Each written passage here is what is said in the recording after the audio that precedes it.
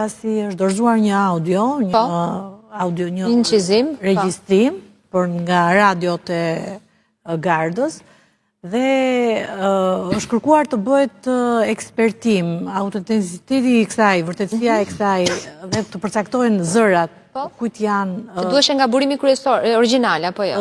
Po, në fakt, në spak nga informacionet që kemi, nuk është dorëzuar burimi, do me thënë, kush e ka bërë, me çfarë është bërë ky regjistrim, prova kryesore, burimi i regjistrimi, burimi i provës, dhe kjo më duket se është kërkuar nga ana e prokurorëve dhe nga informacionet që kam, ata nuk mund të bëjnë dot ekspertimin e zërit të kësaj regjistrimi në laboratoret shqiptare dhe kanë kërkuar ndihmë jashtë Shqipërisë në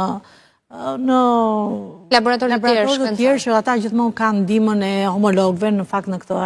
Kam dëgjuar në fakt që nuk di se sa e vërtet është që dhe amerikanët mund të kenë pasur një kopje të serverit, apo? Po, e ka thënë zoti Romeo, e ka thënë.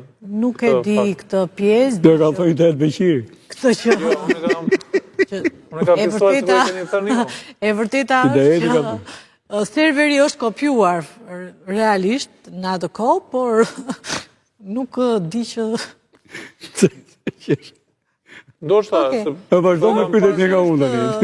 Di që është kopjuar serveri, por të paktën nuk rikuperohet pasi është fshirë ai që kemi aktualisht. Nëse e ka thënë avokati Beqiri, është avokat edhe i familjeve, kështu që informacionet nëse i ka edhe më të sakta dhe më të afërta. Ata e kanë prishur ta, por ata kanë një kopje tjetër ta. Të mbaj mendu. Kopjo ekziston, pasi edhe në ekspertizën e parë që kur është bërë procesi në fillim, kjo është thënë nga ana e prokurorisë të atëhershme që serveri është kopjuar dhe më pas është riformatuar. Po është riformatuar në mënyrë të tillë që nuk rikthehet më.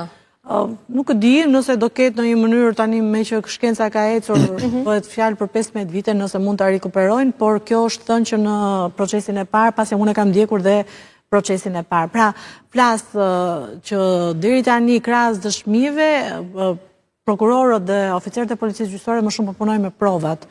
Bëhet fjalë për dhe një predhën që është gjetur në kokën e Alex Nikës. Ajo fillimisht shkoi në Shtetet e Bashkuara të Amerikës për ekspertizë, nuk arriti të ekspertoj pasi ishte e dëmtuar. Është rimarrë sërish, është dërguar në laborator në Itali që nga Prokuroria e Tiranës. Madje ata kanë kërkuar dhe mostra të predhave ose të tjera që janë mbledhur në atë kohë nga ana e prokurorëve, pasi është një çështje që ka kaluar 15 vite dhe shumë e vështirë të punohet tani, duhet kemi parasysh dhe vështirësinë që rreziku i parashkrimit. Dhe ndërkohë që dhe armë të shumta që janë çuar, por nuk di nëse është arritur në një konkluzion, pasi këto janë hetime që po mbahen sekrete. Nuk është se ka shumë informacion në lidhje me 20 janarin, është vetëm ajo që po thirren shumë dëshmitar dhe por ana shkencore herë e parë është që është thirrur zoti Berisha, pra nuk është thirrur. Nëse sa i takon zotit Meta, ka bërë një memo 2 ditë më parë.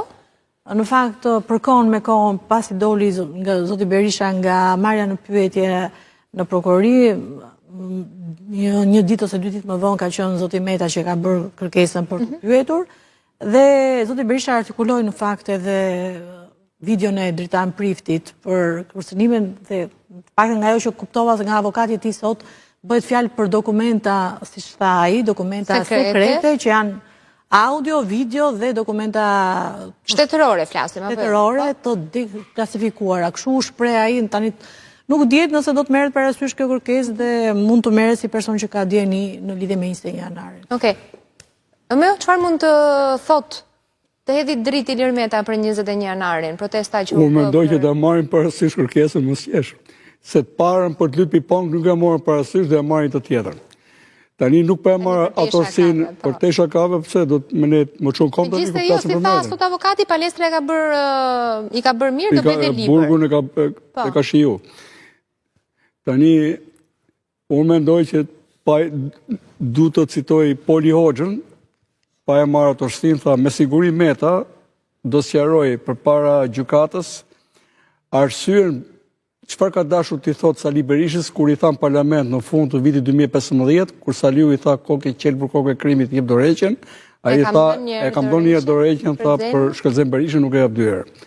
Pra kishte të bënte pikërisht me 21 janarin. Besoj se ai e di mirë dhe pavarësisht që u duk sikur u çuan kundra Metës, po e pa ajrin se 2013 u bë kryetar kuvendit, pastaj president. Dhe duhet di shumë më tepër arsye pse u bë pasaj kryetar kuvendit dhe president, ndërkohë që duhet ishte në Burg në atë kohë.